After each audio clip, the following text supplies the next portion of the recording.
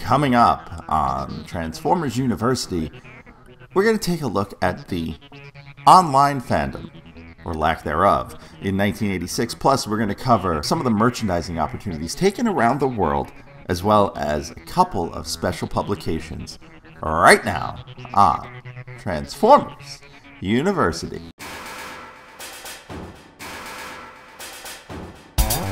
Hello, my friend, and welcome to episode number 83 of Transformers University. I am your host, Anthony Brucali, owner-operator, madman behind TFU.INFO, the website, the Toy Archive, this podcast, the YouTube channel, and oh so much more.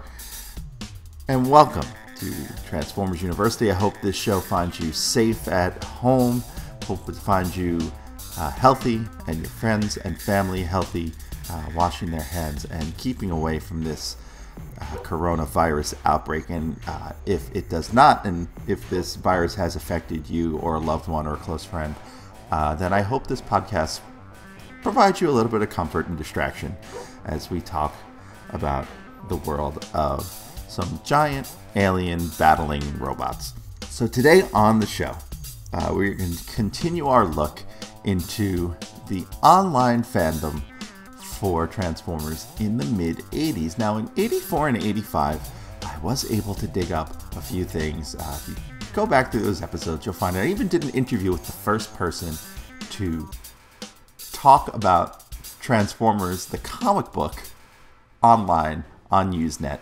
And so I did a little more digging through Usenet for 1986. Now, the archives of Usenet are really tricky to search these days. I'll give you the short story of it from what I can remember and from what I was able to find online. The basics of it is this. There was really no good Usenet archive for a while. And then this company called Deja News. I remember Deja News when I used to post to Usenet. Being a web-based Usenet posting service, generally you would post to Usenet through your email software because it kind of worked under the same principles. And it was just a lot easier just to click open new message and address it to the news group. So long story short, up until about 2000 or 2001, Deja News was out there and it was archiving posts as well as allowing people to post.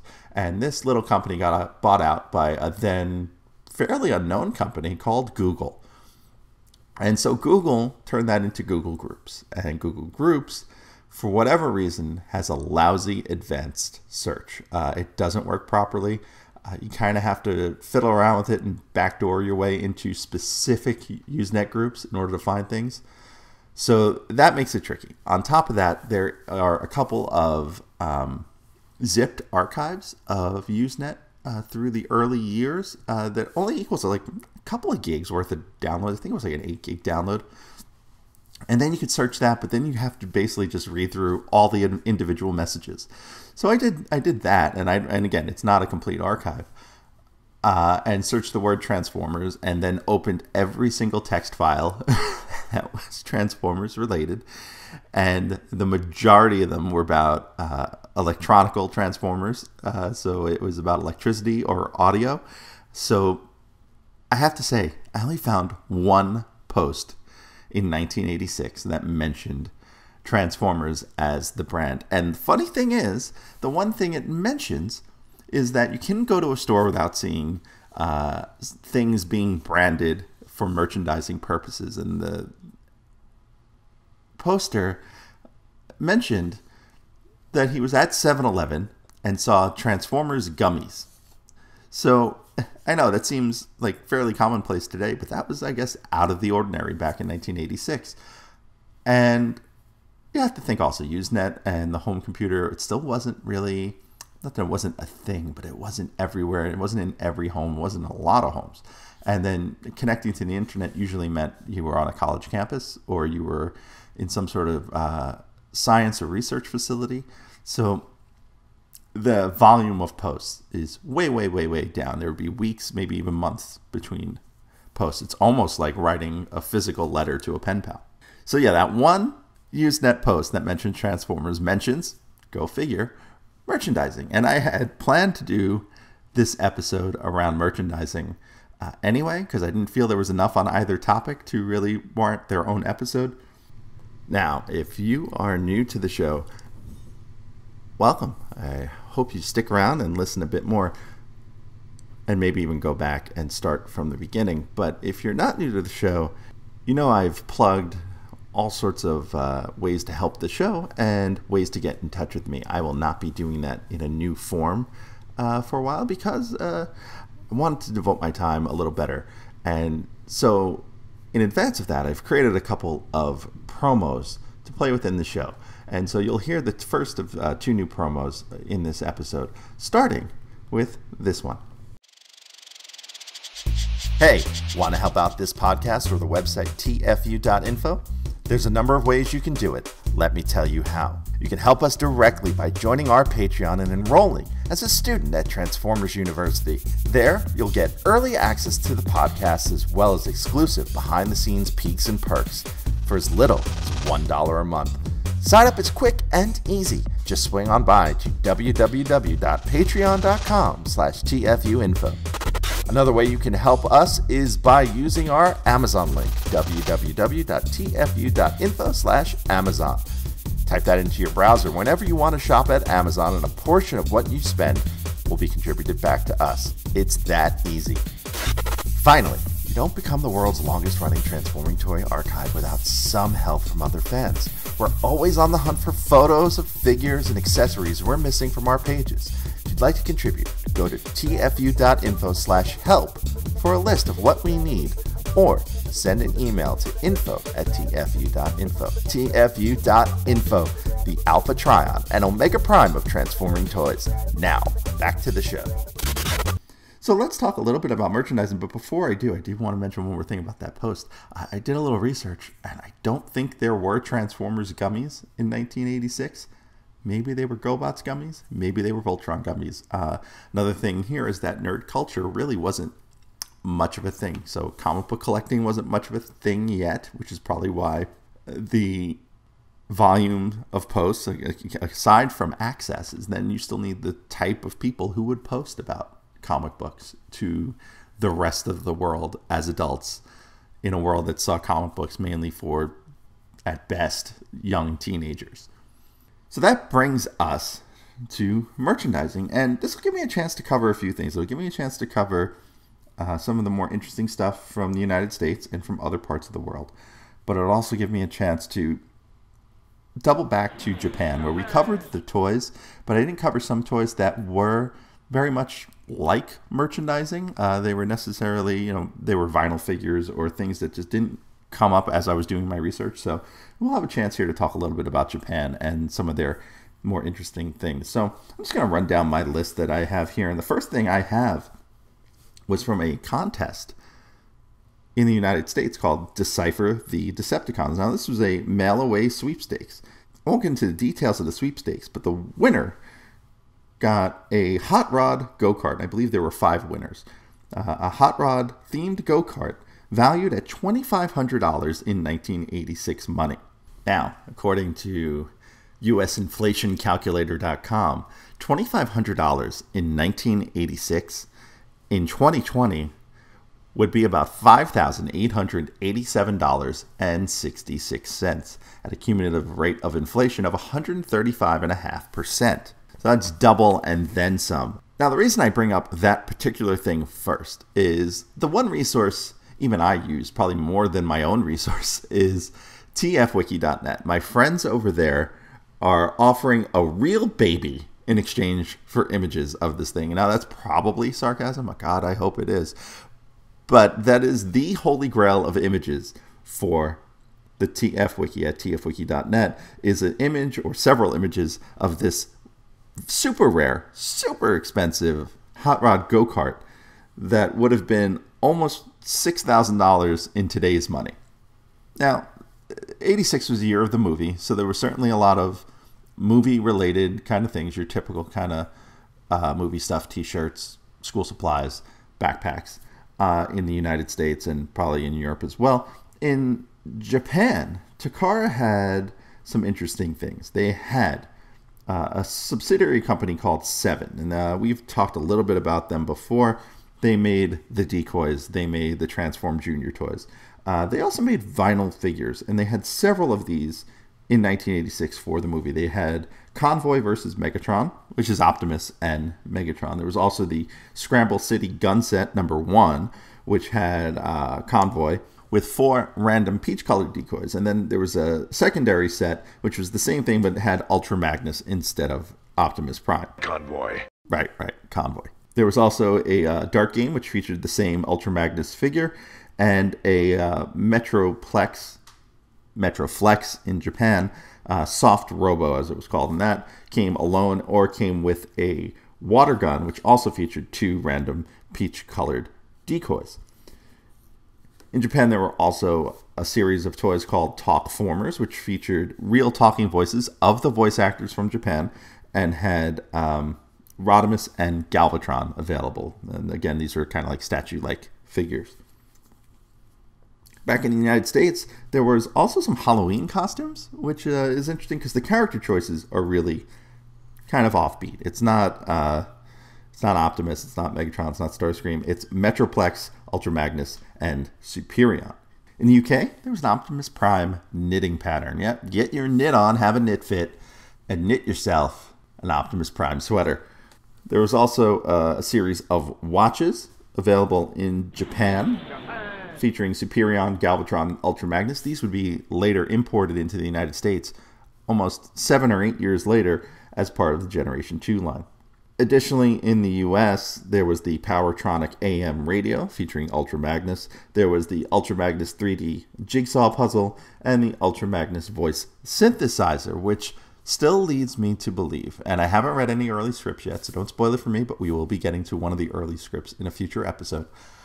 The way Ultra Magnus is treated in a lot of these side materials that weren't the movie make me believe that Ultra Magnus was meant to be an upgraded form of Optimus Prime.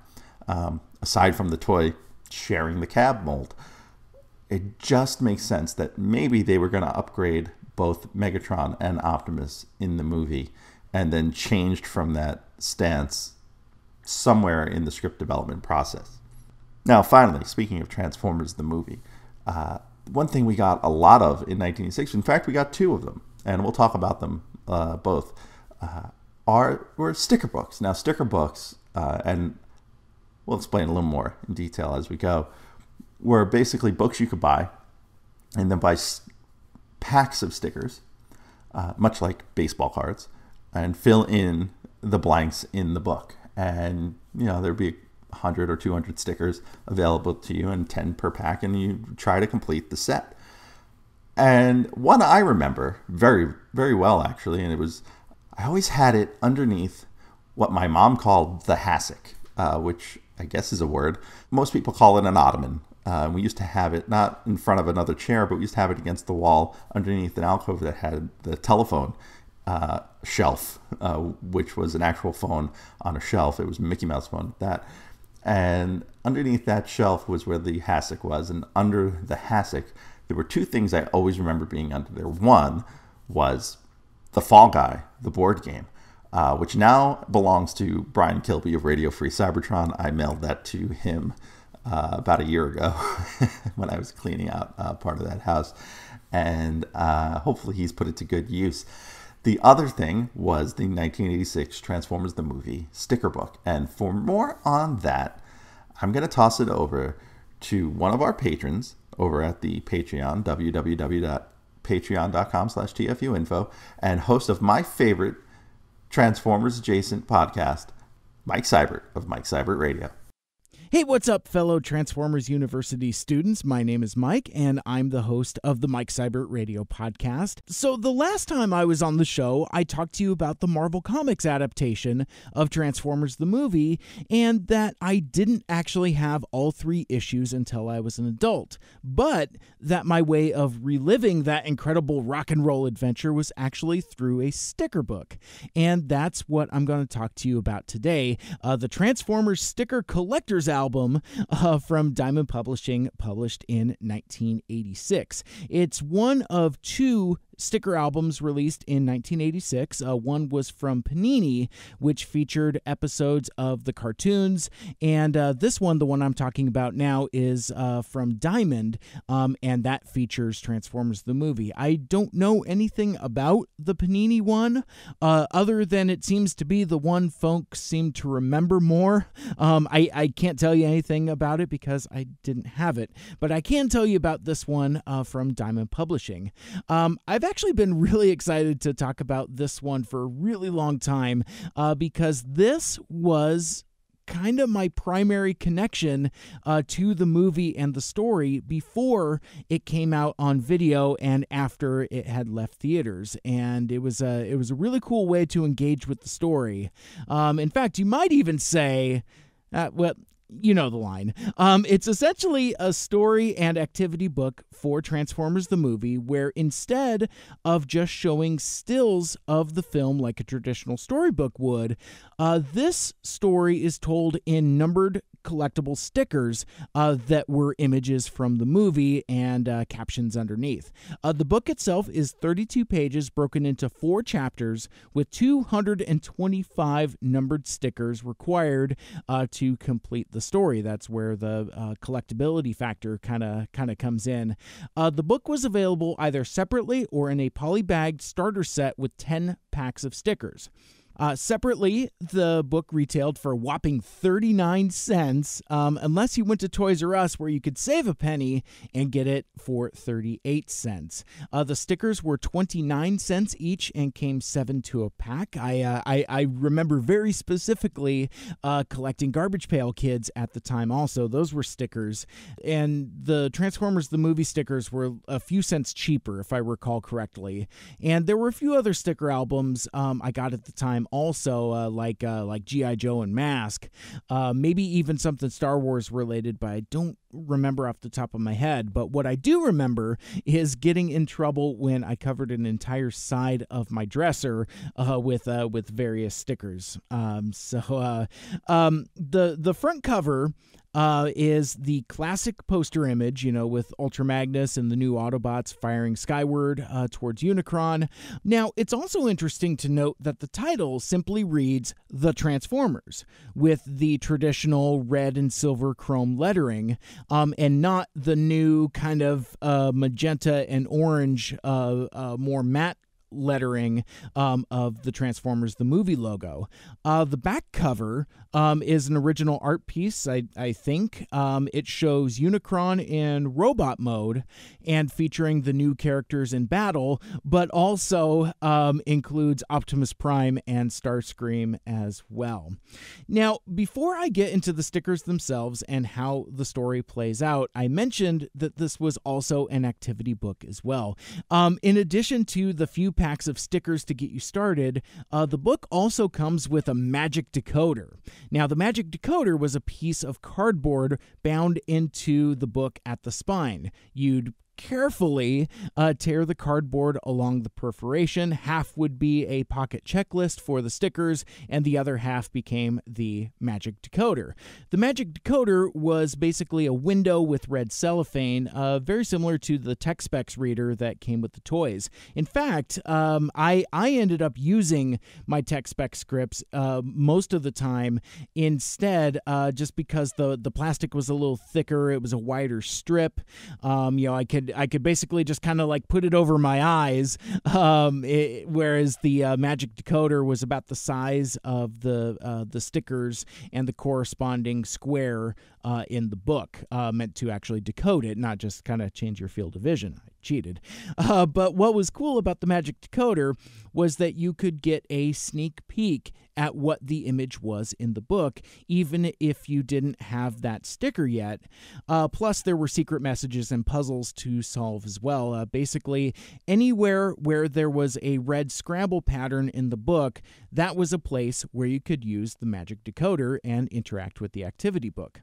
The book essentially follows the story of the movie, and fairly completely as well, despite being only a 32-page sticker book.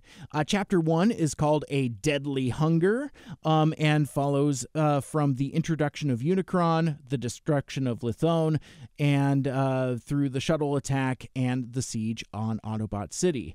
There's a secret message from Blaster you can decode, saying the adventure is just beginning, activities where you can reveal Blitzwing's 2 different vehicle modes, Perceptor watching on a monitor, revealing that he's watching Devastator and Swoop, and true or false is thrust a Decepticon or an Autobot. All of those you need the magic decoder to see.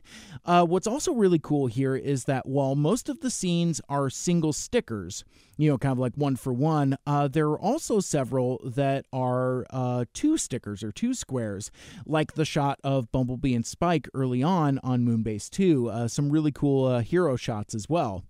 Chapter 2 is the transition of power, and I should note that all of the chapter headings end in exclamation points, so I guess it's the transition of power, which starts with Optimus Prime arriving in his shuttle with the Dinobots and ends with Galvatron blowing up Ultra Magnus's shuttle, believing he's destroyed the Autobots and the Matrix with them. In addition to the 1 and 2 panel shots, there are also several 4 panel scenes as well, including Hot Rod leaping at Megatron and the explosion of Moonbase 2, which I remember being a real pain in the butt aligning these 4 panel stickers correctly. And I remember the size of the box on the page and the size of the sticker not exactly being the same size, which again made aligning the stickers kind of difficult, as sometimes I would get them weeks and months apart depending upon what I got in the pack. So really tricky. I should also note that while you could see the images for most of the story scenes with the magic decoder, there were some that remained a mystery until you actually got that corresponding numbered sticker. The decoded message reads, "Sorry, no sneak peek at this picture." Some of the obscured images were significant block details, where some of them were pretty arbitrary. Chapter 3 is called The Planet of Junk, which follows from the crash landing on the titular planet of Junk through Unicron's assault on Cybertron, now in robot mode. Chapter 4, The Final Struggle, goes through the final act of the film, starting with the Autobot seeing Unicron from the Quintesson ship and ending with Rodimus Prime with his fist raised, not unlike John Bender, saying, "Let us rebuild our home and live in happiness until all are one." The end. Now, the back cover, the inside back cover, gives 2 bonus offers. One for a backpack featuring Snarl, the one Transformer famously not in the movie, except for those 2 shots. Don't at me, bro. You could get that backpack for $8.95, $7.95 if you include 24 empty sticker backs. And the other offer was to complete your sticker collection, which I actually had a really hard time doing. I don't know what the ratios were, but some stickers were just super rare and harder to find than others. I think I ended up having 2 or 3 of these books. Same book, and maybe one of them was totally complete. And again, the price differential between a pack of stickers and another book was 10 cents. So it's like, hey, I got an extra 39 cents in my pocket, and I've got a stack of all these stickers. Because again, anytime we were at the store, that was an easy ask. Hey, man, can I get a pack of stickers? Hey, man, can I get a couple pack of stickers? It was... And again, maybe a little more socially acceptable for my grandmother than Garbage Pail Kids. Anyhow, there's an offer to complete your collection by ordering them directly through Diamond Publishing.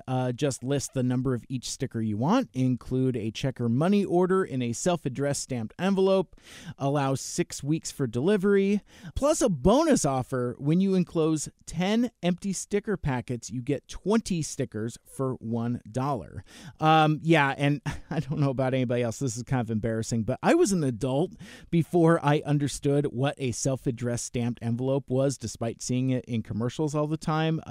So I didn't finish my set that way. I just kept buying sticker packs and more albums until I finally got a full one. A couple more things I wanted to touch on. All of the characters depicted in the activities within the book are the toy designs, and most using actual box art, which I thought was pretty cool. The violence in the movie is kind of downplayed a little bit. Like, for example, there's no image of orange smoke billowing out of Prowl's mouth, but the caption does explicitly say, Megatron and his horde destroy Ironhide and his crew, taking control of the ship. Likewise, Optimus Prime is shown being very dead. Starscream is still graphically murdered as well, but Ultra Magnus is felled by rockets instead of being lasered or drawn and quartered or any of the other alternate ways that he sees his demise, very similar to how he is in the movie. Now, the only specific deviation I could find between this version of the story and the movie itself is that the Matrix is referred to not as the Matrix of Leadership, but as the Matrix of Light. Between that and the images being lifted from the actual movie, I'd say this book was produced very shortly before the actual release of the film. And that's what makes this sticker book so memorable and special to me, is having the opportunity to see all of those iconic images from the movie and reliving the story.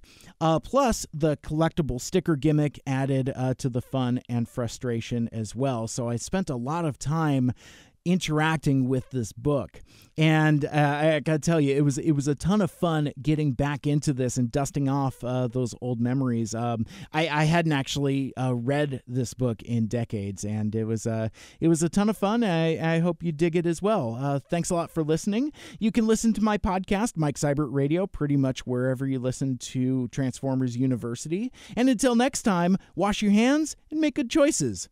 Back to you, Ant. And as Mike mentioned, you can catch his show just about everywhere you listen to this show. And I dug up some scans of the Diamond sticker album from Transformers the movie, and he is absolutely right that it was 39 cents in the US, 49 cents in Canada, and I found a scan of one that bundled in 10 sticker packets for $3.29 at KB Toys, and was discounted, clearanced, for $1.89.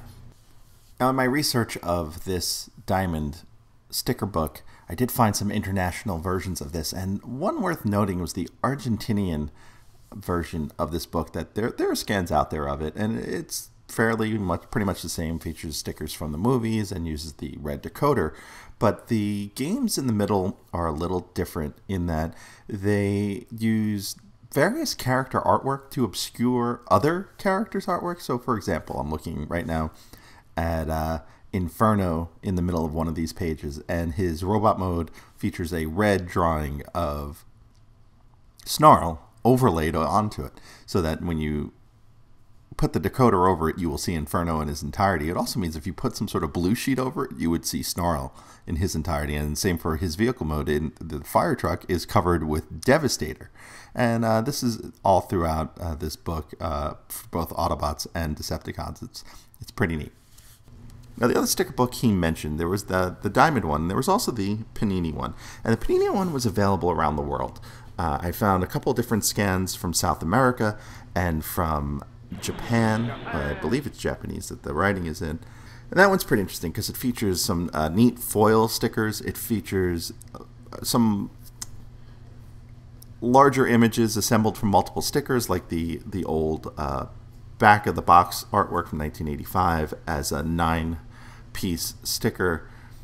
And it does feature a bunch of early stories, including the first 3-parter, with some artwork, the combination of artwork and stickers, but there's also character profiles. And the interesting thing about the character profiles is they're laid out in the same manner as the Star's mail-away profiles in the tech spec manual. They feature a diagonal name box with this big drop shadow on it and some artwork that is usually very toyetic. And it also features a sticker, foil sticker, that covers the alt mode for that figure.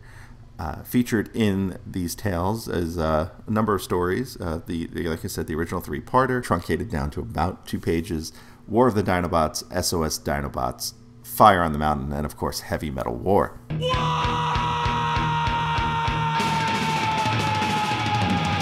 Or as it's called in one of the Spanish language versions I found, Guerra Heavy Metal. With a hyphen between heavy and metal. Now finally, one other sticker book I found also came, I think, from South America. I'm guessing it's South America, and it features predominantly artwork that we've seen in the Marvel books, coloring books. The big difference here is that as a sticker book, the stickers also feature that art in color, and it's from a company called ESO, which in 1972 became Exxon. However, Exxon used ESO, the brand name, in places around the world, including Japan, where it actually appears in the Master Force series, the cartoon series that we'll get to when we cover 1988, and in South America. And going off of these scans, it's in Spanish language, so I'm guessing it's either South America or Spain that these stickers and sticker books were a promotion via ESO gas stations. Now, as I mentioned, the artwork comes predominantly from Transformers coloring books, but the stickers are also of that same artwork in color, which led to some very interesting colorations. And I will post some of these up on the Twitter. The scene from one of the books where Ratchet is repairing, or shining, I should say, Mirage. Mirage's chest is yellow. Ratchet has purple accents. There's an Optimus Prime with a green face mask and green head crest, with predominantly his regular colors throughout. Otherwise, whenever Rumble is here, he is the red one. There's this awesome coloring of Skywarp that uses purple and white instead of his normal purple and black. And there's a Bumblebee that has a lot of orange highlights that also looks pretty cool. I do have a scan of all the stickers at once, so I might post that as well, but I might zero in on a few of these and use them as the thumbnail up on YouTube. So make sure you check those out. At TFU_info is where I'll be tweeting those out, and on YouTube at youtube.com/TFU.INFO. And lastly, one last thing to note, as Transformers are making their way into South America as a property and as a phenomenon, there was a sponsorship of Transformers by Coca-Cola, which featured some very toyetic Optimus Prime art holding a bottle of Coke.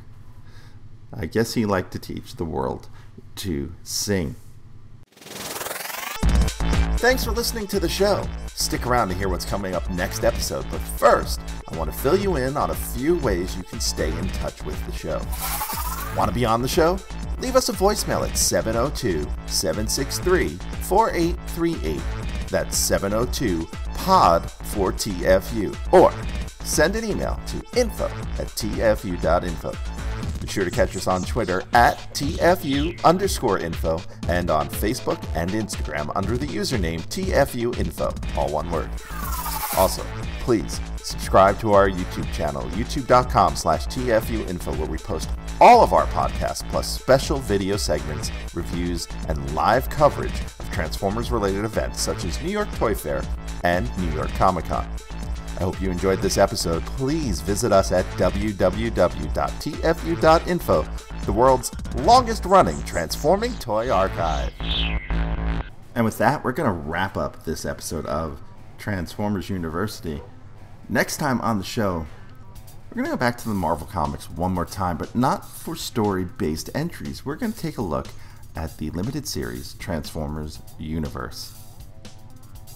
It's like this show, minus the IT. It's a 4-issue limited series, and we'll tell you all about it next time on Transformers University. I am your host, Anthony Brucali, owner-operator, Madman, behind TFU.info, Transformers University, and TFU News and Views. Until next time, see ya.